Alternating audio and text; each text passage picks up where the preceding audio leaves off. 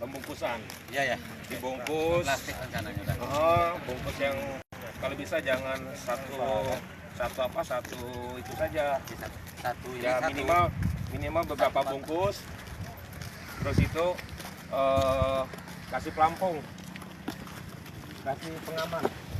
Ya, bisa kasih jerigen, misalnya bikin jerigen. Itu kan kita jangan berpikir apa namanya ya, nggak tahu. Sudah ada partisipasi. Ya, pertama itu kan dari satu. Yang kedua, ya untuk rusa itu gampang dibandingkan dengan makanya dulu. Karena sudah beberapa itu kan banyak ada laporan ada rusa kayak kita lakukan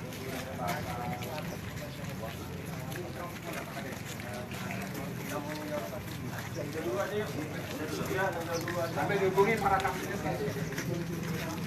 jauh dulu aja kita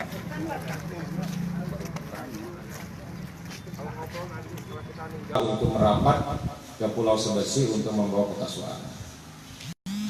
Karena itu saya memohon kepada Bapak semua, tolong saya dibantu Pak. Saya yakin, percaya para tokoh-tokoh, Bapak-Bapak semua, saya yakin Bapak bisa membantu kami mensukseskan kegiatan pemilu 17 April itu hari Rabu besok itu aman, damai, sejuk untuk Pulau Sebesi. Amin.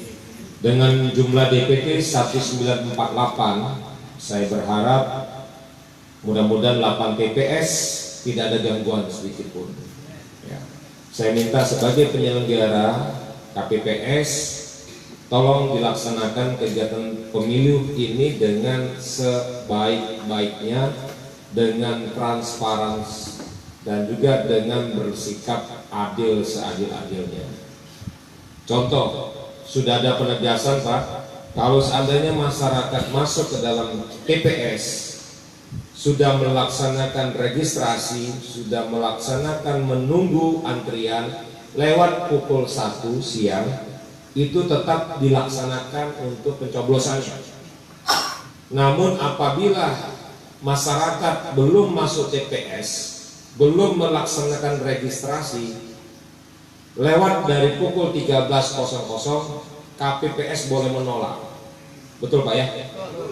Nah ini tolong dikasih tahu kepada masyarakatnya, dan saya juga memohon kepada Pak Sekdes dan melalui para kadus, RT, RW, tolong dihimbau Pak, masyarakat untuk datang ke TPS.